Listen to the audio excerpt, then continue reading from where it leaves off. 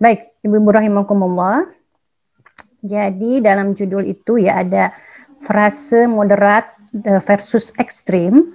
Nah, jadi frase itu menjadi kesatuan kata yang tidak bisa dipisahkan, ya. Tapi di dalamnya mengandung makna saling kontradiktif.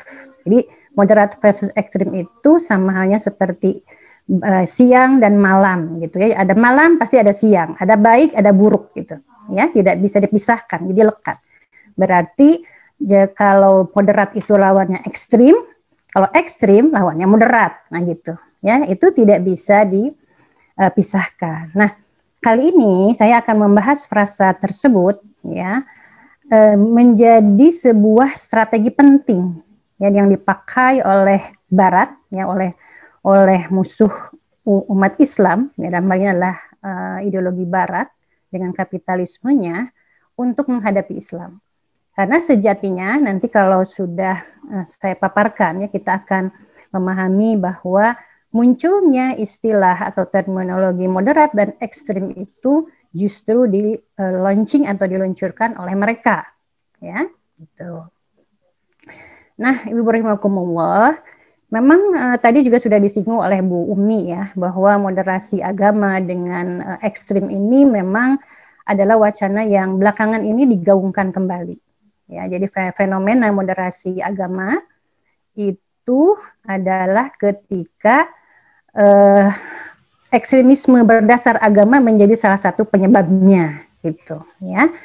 Nah, kita akan fokus ya pada masa pemerintahan Jokowi, meski sebenarnya tentang isu moderasi agama, ya, toleransi, ya, kekerasan berbasis agama itu sudah muncul di masa SBY. Namun itu dipandang sebagai isu yang mendapat perhatian proporsi kecil, ya, di rezim sebelumnya. Nah, dan di rezim baru ini, ya, itu nampak kalau saya perhatikan, ya, seperti menjadi arah bangsa kita, gitu, ya. Nah, di dalam presentasi saya hanya menyampaikan atau menggambarkan beberapa hal saja, ya, bagaimana Jokowi memberikan pernyataan, ya, dalam forum kerukunan umat beragama, ya, bahwa menurutnya moderasi beragama itu pilihan tepat, ya, pilihan yang tepat, gitu, dan selaras dengan jiwa Pancasila di tengah gelombang ekstremisme di berbagai belahan dunia. Jadi dalam kalimat pernyataan itu juga menunjukkan fakta tidak bisa dipisahkan tuh kalau kita bermoderasi itu karena ada ekstremisme, gitu, ya. Nah, begitupun kemudian presiden kita ini, ya, didaulat sebagai bapak deradikalisasi, ya. Jadi dalam seleksi 500 tokoh muslim berpengaruh, nah, presiden ini menempati urutan ke-12, nah, gitu, ya. Dan itu dianggap, ya, sebagai kesuksesan membawa Indonesia sebagai role model moderasi dalam beragama, ya. Dan berarti maksudnya adalah negara yang mampu mengatasi ekstremisme beragama, gitu, ya. Nah, kemudian juga Menteri Agama, kita tahu sebenarnya moderasi beragama ini sudah mulai ramai itu sejak Menteri Agamanya Lukman Hakim Saifuddin, ya. Nah, kemudian diganti oleh yang kemarin tuh, ya, dan yang sekarang kita tahu semua, ya, background-nya beliau, dan kita juga paham mengapa yang ditunjuk oleh presiden itu adalah Yakut ini. Nah, setidaknya kita sudah mempunyai informasi siapa sih dia itu dan apa kiprahnya itu sudah mafhum lah kita semuanya. Nah, ini menunjukkan penguatan bahwa para stakeholder yang berkaitan dengan hal ini ditunjuk dari kalangan tertentu, gitu, ya. Nah, saya tidak perlu bacakan, ya, nanti dalam presentasi ada apa komentarnya Menteri Agama yang baru. Nah, termasuk kemudian yang menjadi perbincangan di Bappenas juga sebagai Badan Perencanaan Pembangunan Nasional, ya. Menurut Bapak yang itu, ya, tercantum di sana, ya, Deputi Bidang Politik Hukum, dia mengatakan bahwa memang moderasi ini diperlukan, ya, karena seiring dengan lemahnya pemahaman dan pengamalan nilai agama yang moderat, inklusif, dan toleran. Jadi dia katakan, ya, masih ditemukan paham ekstremisme dengan adanya fakta konflik antar agama yang terjadi di berbagai belahan dunia. Ya, next slide.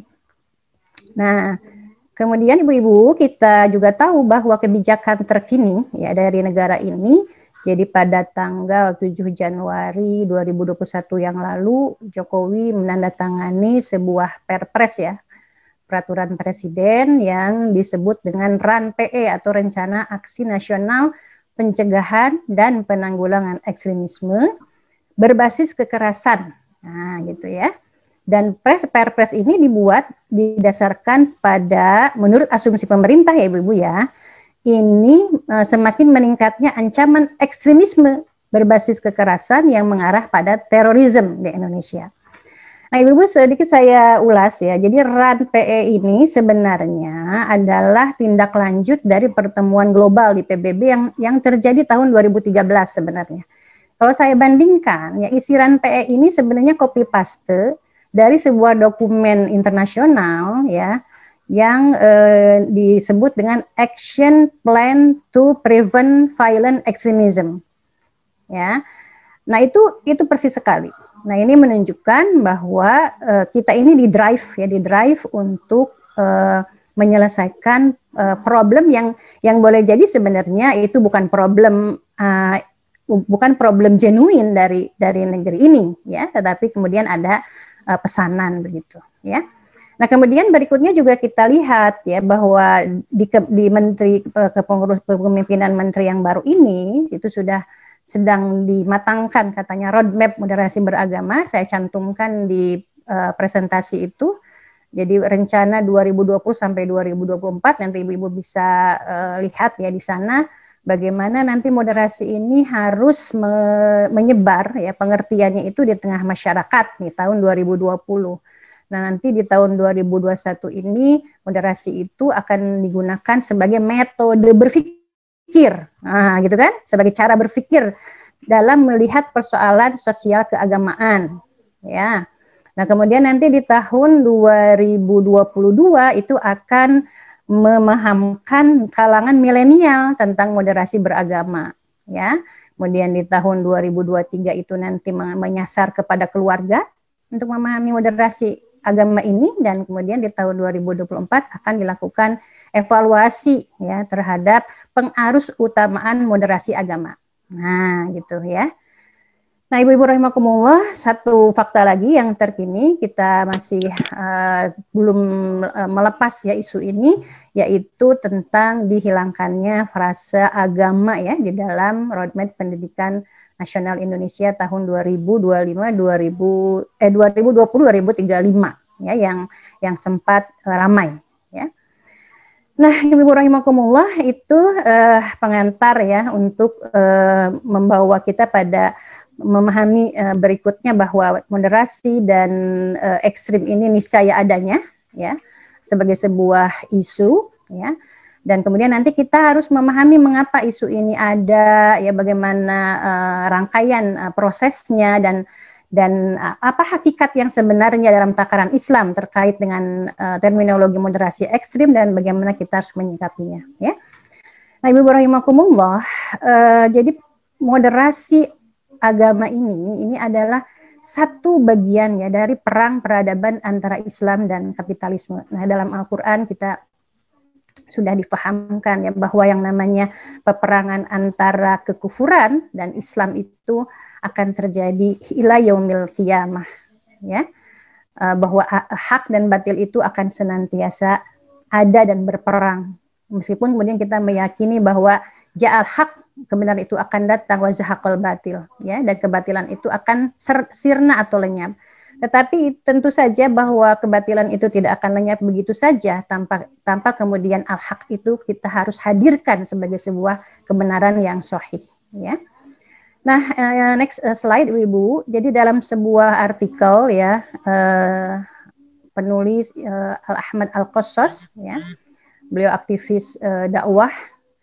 Dalam sebuah artikelnya yang berjudul Al-Islam Al-Mu'tadil Matiyah Amerika Jadidah, atau dalam bahasa Indonesianya bahwasanya Islam moderat itu menjadi perjalanan baru Amerika ya, dalam menyambung ya hegemoninya. ya. Nah, di situ digambarkan bahwa perang peradaban antara Islam dengan kekufuran itu yang terpanjang atau terlama dalam sejarah itu ada dua, ya, yaitu ketika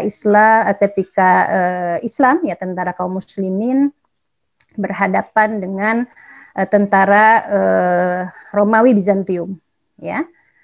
Nah, itu kita ya dalam menaklukkan ya ideologi kufur, ya, mendatangkan kebenaran Islam, kita berproses selama 13 abad. Ya, sebagaimana Ibu ketahui ya, mulai dari tahun 6 Masehi sampai 19 Masehi ya.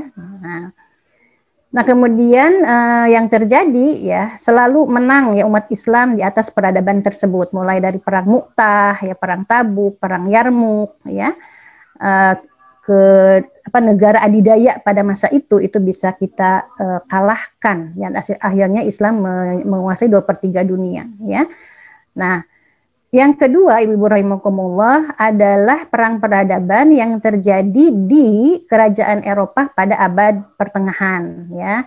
Ada yang mengatakan mulai abad ke-4 sampai 14 Masehi, ada juga yang mengatakan abad ke-5 sampai ke-15 Masehi ya. Nah, untuk abad pertengahan ini ya, yang mengalahkan ya peradaban Eropa ya, dalam hal ini adalah kaum gerejawan ya, kaum agamawan, itu adalah rakyatnya sendiri ya. Nanti di slide berikut ya, mungkin saya minta izin panitia untuk mengarahkan dulu ke slide berikutnya ya. Nah, ini sebenarnya ibu-ibu insya Allah sudah pernah mendapatkan informasi ini ya, tetapi saya hanya mereview saja untuk mengingatkan bahwa moderat versus ekstrim ini tidak terlepas dari perjalanan sejarah yang panjang ya. Nah, jadi di abad pertengahan itu ya, kaum gerejawan dan juga kemudian penguasa ya, raja itu berkolaborasi dalam memeras rakyatnya. Nah, saat itulah kemudian ada kesadaran untuk bangkit, dan mereka melihat justru para penguasa atau raja itu menggunakan isu agama, yang menggunakan agamawan sebagai tameng ya. Nah, disitulah kemudian kita kembali slide ke-5 ya, mohon dibantu. Nah, maka kekuasaan agamawan dan raja itu ditaklukkan, ditundukkan ya. Dalam sejarah mungkin kita mengenal ada Montesquieu atau Voltaire ya, dan lain-lain lah ya, filosof barat yang berhasil merubuhkan kepemimpinan raja yang di-backing oleh agama. Nah, jadi Islam memang tidak pernah yang bisa mengalahkan ya peradaban Eropa pada abad pertengahan ya. Tetapi justru Barat yang berhasil menguasai dunia Islam gitu ya. Nah, dan kemenangan Barat ini ibu-ibu patut memahami ya dengan baik, bukan berarti Barat menang atas Islam sebagai agama atau sebagai peradaban dan cara hidup ya.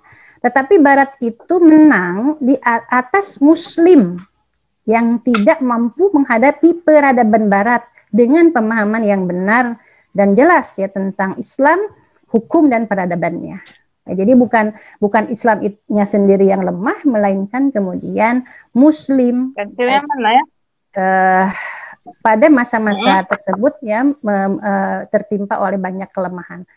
Nah, jadi akhirnya di tengah kaum muslimin ini muncullah istilah sekularisme ya, agama harus dijauhkan dari politik, kemudian peradaban manusia, tidak boleh agama masuk, campur tangan, abad modern, sementara agama itu kuno atau tradisional, kemudian masyarakat sipil ya tidak boleh, kemudian agamawan dan lain-lain itu akhirnya menjadi opini atau bahkan mafhum ya, menjadi panduan ya dalam umat Islam bernegara ya. Nah, Ibu rahimakumullah, akhirnya ide sekularisme kita tahu ya sampai hari ini masih terus diemban ya, digunakan ya oleh sekian banyak negeri-negeri Muslim. Next slide berikut. Nah, Ibu, jadi sebenarnya ya itu sejarah yang lalu Ibu rahimakumullah ya, justru ketika umat Islam tidak punya perisai, tidak punya kekuatan, maka kemudian kita kalah ya oleh peradaban Barat. Nah, Ibu-ibu, salah satu cara ya bagaimana kemudian Barat ini berhasil menguasai dunia Islam sampai hari ini, di samping mereka sebelumnya menggunakan cara kekerasan atau perang-perang dengan fisik ya pada perang salib pertama. Nah, ternyata mereka sangat mengerti bahwa umat Islam ini tidak bisa dikalahkan ya jika diperangi secara fisik ya. Sejarah membuktikan itu ya, bahwa mereka itu bisa solid ya, bisa kuat, bisa bertahan dengan akidah ruhiyahnya demi memperjuangkan Islam gitu. Nah, justru itu mereka pelajari ya. Cara ternyata ada pada akidahnya, ada pada ruhnya gitu ya. Sirrul hayah, jadi rahasia kehidupan, rahasia kemenangan umat Islam itu ternyata ada pada kesadaran akan akidahnya. Membela Islam ya, menyerahkan nyawa demi Islam, dan tidak boleh ada pemikiran kebatilan, pemikiran salah, kebatilan yang mengalahkan kebenaran. Nah, di situ ya. Jadi mereka mengerti bahwa akidah itu adalah sirrul hayah, rahasia kehidupan umat Islam. Nah, walhasil kemudian mereka akhirnya berpikir untuk mengembangkan cara baru bagaimana mengalahkan umat Islam ya. Dan penjajahan gaya baru ini ya, itu dengan membuat pola pikir dan pola sikap umat Islam itu sesuai arahan Barat ya. Nah, jadi saya rumuskan Ibu-ibu dalam presentasi itu setidaknya ada 5 lah ya langkah bagaimana Barat ini ya memasuki abad peperangan baru, yaitu perang pemikiran, dengan yang pertama itu adalah membuat ya umat Islam ini tergantung kepada metode berpikir Barat ya. Dan ringkas sejarahnya ya, bahwa umat Islam ketika dalam masa kelemahan itu mengutus para pemudanya untuk belajar di Perancis. Nah, disitulah kemudian asal muasalnya interaksi ya, kaum muslimin dengan pemikiran kufur sekuler akhirnya dibawa ya ke dalam kehidupan Islam, ya masyarakat Islam ya waktu itu. Nah, akhirnya cara berpikir berarti nanti cara berpikir ini kan akan menghasilkan suatu sikap ya, perilaku umat Islam yang sesuai dengan arahan Barat. Nah, setelah cara berpikirnya dikuasai, maka kemudian dengan mudah madiyah atau SDA-nya ya, sumber daya alam dan atau material sumber daya yang lainnya itu ya, itu dikuasai. Nah, yang berikutnya yang ketiga ya, maka untuk melanggengkan atau lebih memudahkan ya musuh itu menjaga ya kepentingannya, diangkatlah atau ditunjuklah atau disponsori ya penguasa negeri muslim yang sudah tergantung cara berpikirnya kepada mereka, yang sudah berloyalitas ya pada mereka. Sehingga langkah ketiga ini adalah dengan menanam penguasaan PEK. Dan yang keempat ya, kemudian ya, Barat ini juga membuat tatanan dunia baru ya, ibaratnya itu seperti perusahaan. Jadi negara-negara besar itu ya berperilaku sebagai produsen ya, dan negara-negara lemah dan negara-negara kecil itu ditempatkan sebagai konsumen ya. Jadi punya ketergantungan akhirnya dalam hal apapun gitu terhadap mereka ya. Terjadi diskriminasi yang luar biasa ya. Ada standar ganda antara kepentingan Barat dengan negara yang lemah gitu. Nah, yang kelima itu Ibu-ibu semuanya ya, mereka itu membentengi dunia ini dengan sistem broadcasting yang dohmah, yang besar. Kita tahu ada CNN dan lain-lain ya, yang itu semua ya ditujukan agar umat Islam ini membaca ya apa yang sudah mereka tuliskan. Agar umat Islam ini mendengar tentang segala sesuatu apa yang sudah mereka siarkan. Ya. Agar umat Islam ini berbicara dengan apa yang sudah mereka katakan. Ya, termasuk bagaimana mereka men-setting umat Islam ini melihat agamanya sendiri, tetapi dengan kacamata mereka. Ya, dan itulah yang disebut dengan Islam moderat itu. Nah, jadi Islam moderat ini adalah sebuah cara baru ya bagi Barat, dalam hal ini Amerika, sebagaimana tadi yang disinggung oleh Ustadz Ahmad Al-Qasas, bahwa Islam moderat atau Islam wasatiyah itu adalah jalan baru Amerika ya dalam menghadapi Islam ya. Nah, next slide, Ibu rahimakumullah. Dan untuk menyebarkan ya tentang Islam moderat ini, dalam sebuah buku yang ini juga sudah masyhur ya, buku ini ya, Building Moderate Muslim Networks, bahwa Amerika telah merekrut ya berbagai komunitas di tengah umat Islam, mulai dari ulama, ilmuwan, penulis yang nasionalis ya, para ustadz pemberi ceramah ya, ustadzah mubalighah, termasuk di dalamnya aktivis remaja, aktivis kampus dan lain-lain, untuk mengajak umat meninggalkan ekstremisme dan menyerukan moderasi. Ya, nanti ini akan terkonfirmasi dalam temuan-temuan lapang ya di negeri ini. Ya, begitu banyak sekali program-program yang dijalankan ya oleh para jaringan Muslim moderat ini. Nah, next slide, Ibu rahimakumullah ya. Seperti itu ya perjalanan yang munculnya moderasi, sehingga kita di sini perlu bertanya kritis ya, sebenarnya ide moderat ini dari mana sih asalnya gitu ya. Dan tadi ya bahwa istilah moderat itu tidak muncul dari tengah kaum muslimin kecuali ya pada masa setelah pemerintahan Islam yaitu khilafah diruntuhkan ya di awal abad ke-20 ya, persisnya 1924. Nah, mereka ya Barat itu melaunching i'tidal itu sama dengan wasatiyah ya. Jadi pertengahan, tidak ekstrim, tidak lebih condong ke kanan, tidak lebih condong ke kiri, tapi dia lebih di tengah-tengah. Nah ya, ini sebenarnya nanti akan kita kupas pada slide-slide yang lain. Ini sebenarnya istilah yang aneh ya dalam terminologi Muslim gitu, tetapi muncul karena adanya peristiwa sejarah tadi. Nah, next slide, kita lanjut, kita coba memahami apa moderat itu ya menurut mereka. Ini bisa kita temukan juga ya dalam buku yang sama. Jadi saya meringkas pada next slide, slide ke-11 ya di situ. Jadi menurut mereka ya ada sebuah survei. Ya, jadi kan buku yang dikeluarkan oleh Rand Corporation ini sebenarnya kan hasil penelitian ya dari beberapa intelektual Amerika ya yang ditugaskan ke negeri-negeri Muslim untuk membuat rekomendasi bagaimana menyikapi dunia Islam terhadap Amerika ya. Nah, dalam buku yang tadi saya sebutkan itu ya diringkaskan bahwa bisa difahami ya pemikiran moderat itu dengan beberapa pertanyaan ya yang ada dalam gambar tersebut ya.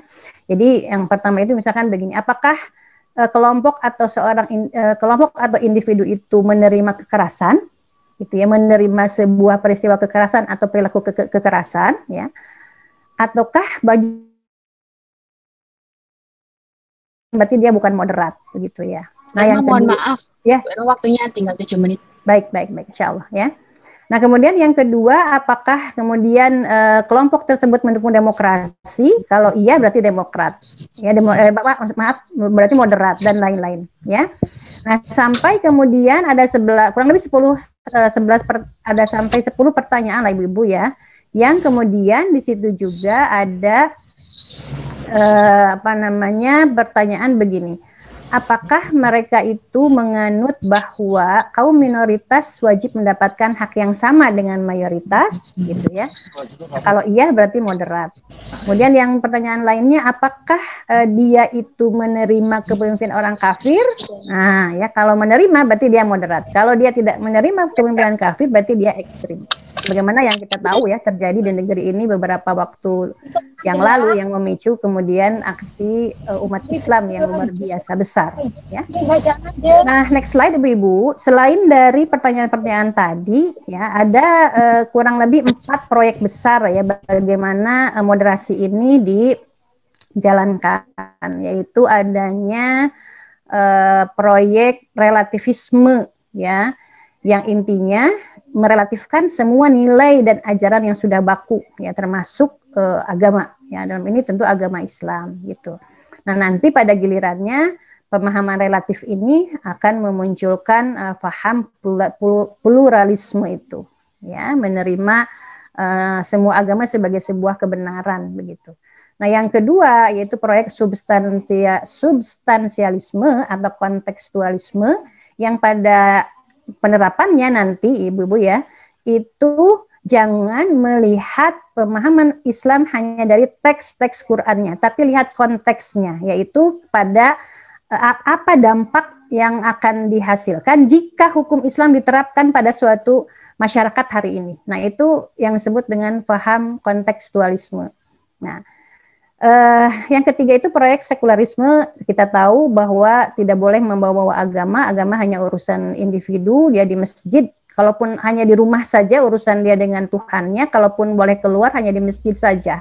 Sementara di luar masjid, dalam kehidupan umum itu tidak boleh ada aturan agama, ya. Nah, yang keempat adalah westernisasi, ya, pembaratan, yang simpulannya bahwa kita harus meniru, ya, cara berpikir barat, budaya dan lain-lain 100%, ya, tanpa ada minusnya. Nah, yang kelima, ada 5 proyek, Bu, ya. Yang kelima adalah proyek gender. Ya, kita sudah sering membahas ini dan ternyata itu menjadi bagian, ya, dari suatu program pemoderatan, ya, umat Islam dengan isu emansipasi perempuan. Nah, next slide, ibu-ibu rahimakumullah. Di situ ada, ya, saya cantumkan samalah intinya, ya, membandingkan mana yang moderat, mana yang tidak. Ibu-ibu nanti bisa pelajari. Sebelah kiri itu kalau dia kalau dia melestarikan nation state, misalkan nomor 1 itu berarti dia moderat. Tapi kalau dia mendukung bahwa Muslim itu harus satu, ya, punya pemerintahan yaitu khilafah, berarti dia ekstremis. Nah, dan seterusnya, ya, nanti ibu bisa pelajari. Nah, jadi kesimpulan ibu rahimakumullah, ternyata moderat dan ekstrim ini itu muncul dari adanya sebuah narasi tadi, ya, narasi perang peradaban antara Islam dengan kapitalisme, ya. Dan yang perlu kita pahami dan juga kita pahamkan, ya, kepada umat Islam, terdapat perbedaan yang sangat-sangat senjang atau signifikan antara ideologi Islam dengan sekuler, ya. Dalam slide ke-14 saya ringkaskan, ya, bagaimana secara dasar atau secara keyakinan kalau kapitalis itu mengakui Tuhan tapi dia menolak aturan Tuhan, campur tangan. Sementara Islam mengakui adanya Tuhan, yaitu Allah, juga sekaligus mengakui aturan Allah dan harus diterapkan. Nah, sumber aturan pada kapitalis itu adalah akal manusia, ya, ide kompromi gitu, ya. Yaitu dengan adanya konvensi-konvensi, rapat-rapat, kesepakatan-kesepakatan internasional untuk menyelesaikan masalah. Nah, itu sumber-sumbernya adalah dari sana, ya. Nah, sementara kalau ideologi Islam tentu berasal dari pencipta, ya, alam semesta. Nah, ini berimplikasi kepada standar perbuatannya. Kalau kapitalisme itu adalah kepentingan manusia, ya, sejauh kemudian ada yang memerlukan, tidak peduli itu nanti dampaknya buruk atau tidak, ya, kemudian diadakan, ya. Nah, sementara Islam memperhatikan standar perbuatan itu adalah mana yang halal menurut Islam, mana yang haram, ya, baik buruknya semua berdasarkan penjelasan syara, ya. Nah, next slide, ibu-ibu, ya, mohon izin nanti kalau lebih, ya, beberapa menit. Nah, ini ibu-ibu, jadi ya, ketika kita tadi sudah tahu bahwa ternyata moderat dan ekstrim itu di launching, ya, atau diperkenalkan oleh Barat terminologinya, dan ternyata itu adalah berasal dari ideologi kapitalisme, maka di slide ini saya ingin menjelaskan sesungguhnya adakah kemudian dalam akar bahasa Arab tentang makna ekstrim dan moderat itu, ya, sebagai bahan perbandingan. Jadi kalau kita cari, ya, di dalam bahasa Arab itu ekstrim itu tatarruf, ya, atau gulu, sementara moderat itu adalah iktidal atau iktisad, ternyata ini memiliki terminologi yang jauh sangat berbeda dengan yang mereka narasikan, ya. Nah, makna ekstrim, ya, di dalam Islam justru, ya, itu maknanya adalah perilaku seorang muslim yang jatuh pada keharaman. Itu namanya ekstrim, gitu, ya.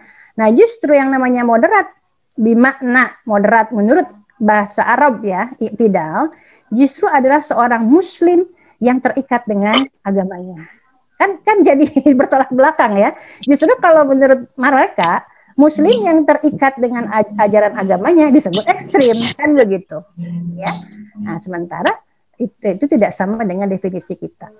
Nah, dari situlah kemudian kita melihat bahwa hukum-hukum syara yang dituding ekstrim dan teroris oleh Barat Sementara atau padahal justru hukum-hukum itu yang diperintahkan oleh Allah Subhanahu wa taala untuk diamalkan.